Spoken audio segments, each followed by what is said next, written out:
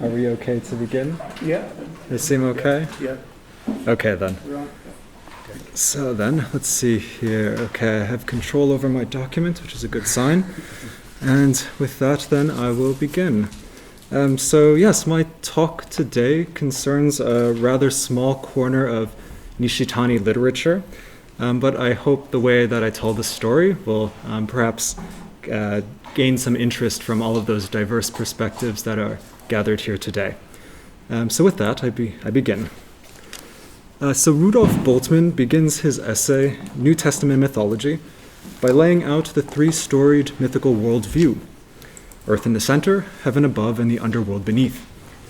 From this mythological worldview, found to be unacceptable to modern man, Bultmann seeks a way to extract what's proclaimed therein. As some have noted, Nishitani Keiji too has left us with something of a three-storied worldview: the standpoint of nihility in the center, that of consciousness above, and then finally shunyata below. Of course, this is not a mythological worldview, and yet it challenges us in a way that certainly draws a parallel. Like Bultmann's modern man, we today are perhaps in a situation where this talk of standpoints or fields has sedimented into an incredible myth of its own, a story that may somewhat distract from its own message. So, to paraphrase Bultmann, what meaning can we attach to such phrases as descended into nihility, or even further, into shunyata? To bring into relief the challenge of Nishitani's topology, I propose excavating some of its philosophical background. But to orient our discussion, let's begin with a sketch of standpoint, or tachiba, in general, and then complement this with Nishitani's usage in particular. So tachiba can be defined as follows: A place one stands, or where one is standing; B, the whence from which one does something, where one takes one's stand; C, the position, situation, or conditions in which one who stands is placed; D, a way of seeing or of thinking things, a point of view, where one is grounded. So drawing these together, we could say that standpoints are what position, situate, or condition our actions and perspectives. In this sense, a standpoint, literally and figuratively, enables doing and seeing through restriction. Now, interestingly, definition C suggests a passive being placed. If a standpoint positions, situates, and conditions, it's because we are placed at a given position, in a given situation, or under given conditions, so to speak. Yet, consider definition B. I should justify my translation of tatsuse as where one takes one's stand. The se of tatsuse is the shallow of a river where one may cross, asase, but also where the stream runs fastest, hayase. As in the expression, mi o sutete koso ukabu se mo are, to one prepared to give up oneself a shallow comes to the surface, the image is of an opportunity to be taken. Nishitani himself comments that a standpoint must be won or seized, tatakai torareta. This taking, toru, of one's standpoint is what Nishitani calls jikaku, or self-awareness. As we'll have a chance to see, Nishitani uses jikaku to indicate a concrete knowledge of the self, or better put, a knowledge of our koto as existence. In this sense, I'll suggest self-awareness is taking a stand by acknowledging one's position, situation, or condition. So in chapter 4 of Religion and Nothingness, Nishitani brings his drama between realism and idealism to a height. In this story, various philosophical standpoints of realism emerge from everyday life, orienting themselves by either sensibility or reason.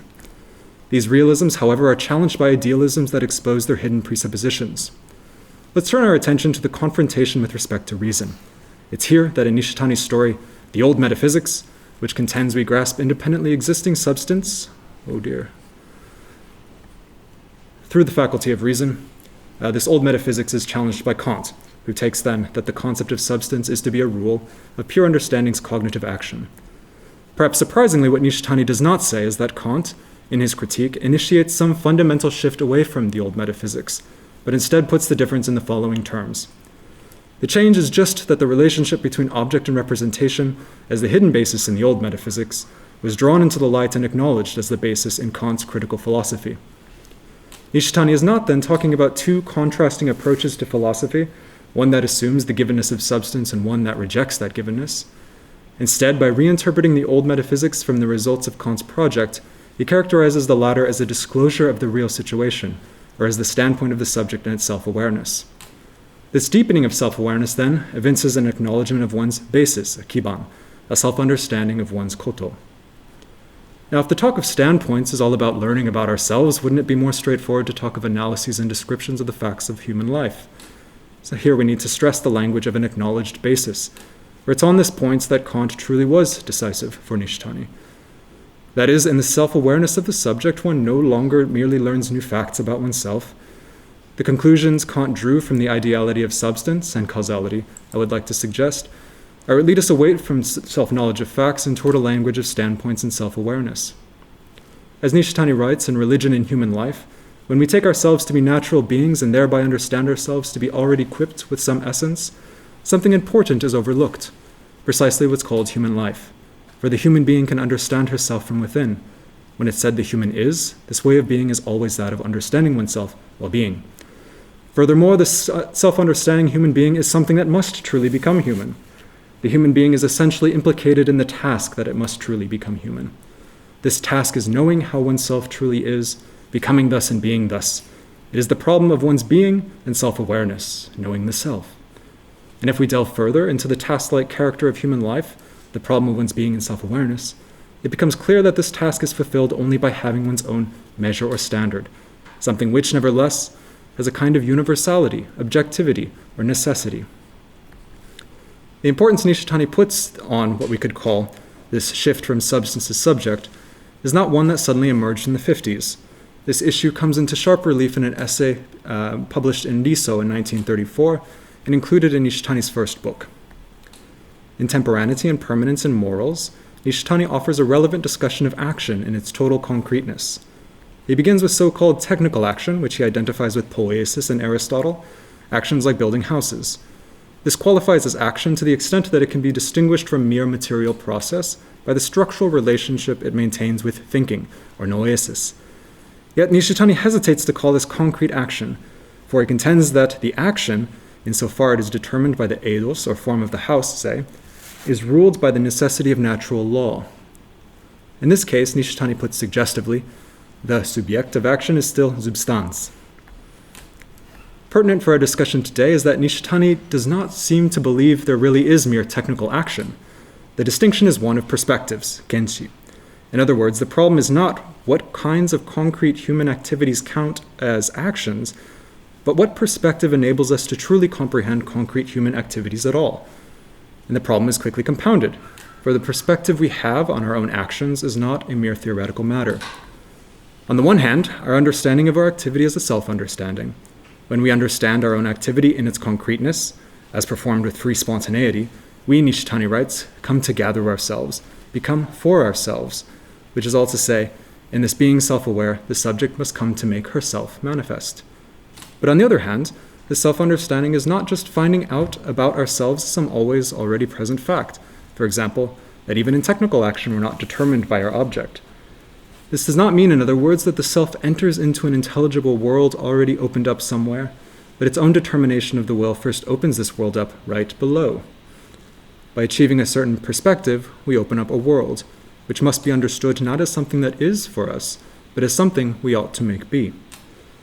It must be understood not contemplatively, but strictly only as a practical standpoint. The intelligible world, Nishitani continues, is nothing more than a certain manner of existence. The key idea can be put as follows. We become self-aware as subjects by recognizing that we have a standpoint.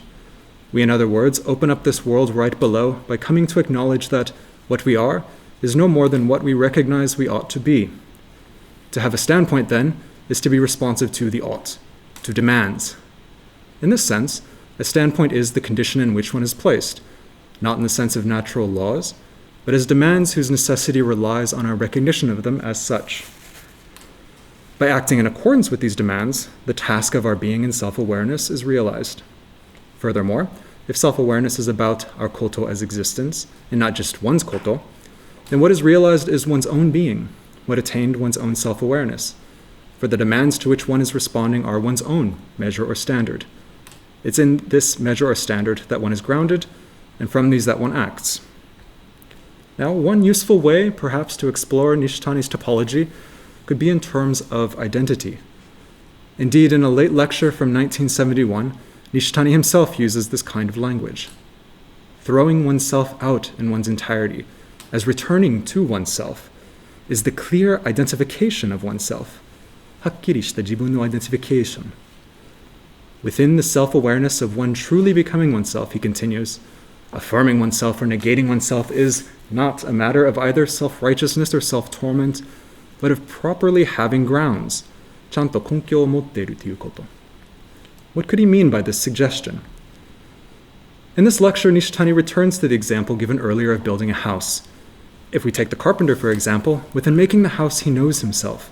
Making becomes knowing, becomes self-awareness. If he truly knows himself, then he could say, look at this house. This is me. これが自分だ. Noteworthy is that the carpenter is summoning someone to acknowledge him. To be capable of summoning someone requires properly having grounds. I think this brings us back around to another important sense of tachiba as tatsuse. In common usage, tatsuse is used as tatsuse ga nai, expressing the lack of having a place to take one's stand. Here one could also say, menboku ga nai. One lacks a place, that is, because one lacks a face worth meeting others.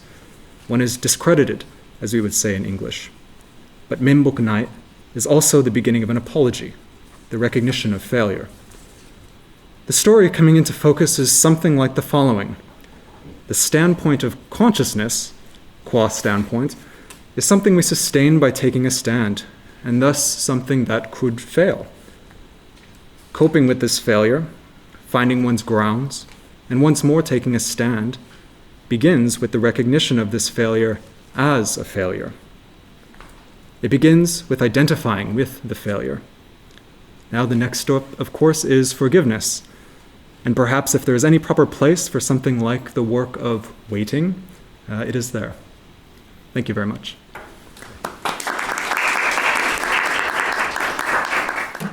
Silva, or from Silka to Silva. Silva, beautiful job. One question. I agreed with what you said about the oughts and recognition that follows from Nishitani's theory of self-awareness. Maybe you could explain briefly how this connects with his thesis on nihilism. Nihilism. Yes, thank you for the question. I can't actually see who this question was. Oh, okay, I see now. From Peter.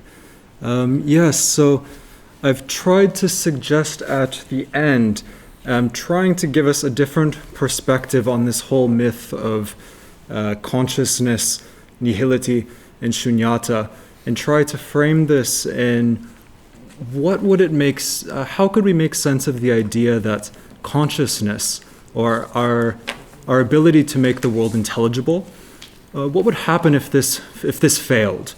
And what would it mean to come to recognize that as a failure? And so what I see here is this tension then now in the way that that Nishitani develops his idea is. So Nishitani himself is trying to say that there's a sense in which we can come to become kyomu, right? Kyomu ni narikiru. And I'm wondering if the way that we become something is through this process of identification, perhaps one way we can understand that is by identifying with one's own failures. And so the question is then, do we have the resources now in Nishitani, to develop this theory of learning how to identify with our own failures? Thank you. This was very helpful, but I still would like to ask you to explain a bit more in detail how this failure is to be understood. Because I read Nishitani's thesis on nihilism that his account on failure is all encompassing, a kind of a total failure. And I rather wonder how, with means of oughts and recognition, you find your way out of this radical failure. This is what I wanted to ask. I see. Yes, thank you. Do I have time to make one more response, or should we? Oh, sorry, there is another, oh, sorry, there are other, Okay. there are other questions. Okay, I'll concede that. we can take more. Can I follow up? No, that's... Oh, yeah, Anton Sevilla has a question. Yeah. Oh. Okay. Yeah, Anton Sevilla. Okay, actually, it's pretty much a follow-up from what the Professor Liederbach was saying.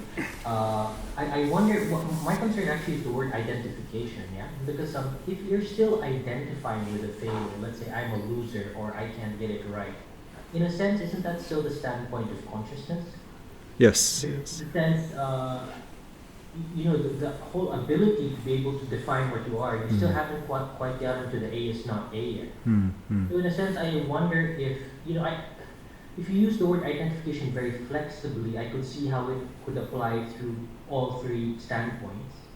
But I think there would be a markedly different kind of approach to the word identify when it comes to nihility or shunyata. What do you think about that? Yes, so I'm thinking that we would have to hash out a little more clearly what we understand by this standpoint of consciousness.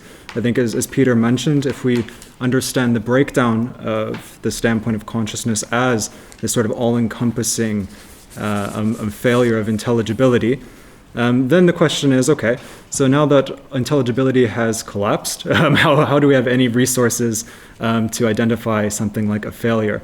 And I think the way that I am understanding this is trying to take it outside now of the individual perspective. So coming to recognize a collapse of intelligibility as it happens in society, and kind of taking that as a collective failure, right? And trying to understand how do we now heal this collective failure and overcome it. So while a failure of intelligibility is certainly an existential possibility, right? I mean, if we take it in this sense, then the issue is not, okay, so now that as an individual I have this failure and there's nothing I can do about it, but rather how as a society do we make amends with that possibility in our collective way of being? Thank you. That's an interesting approach. Thanks.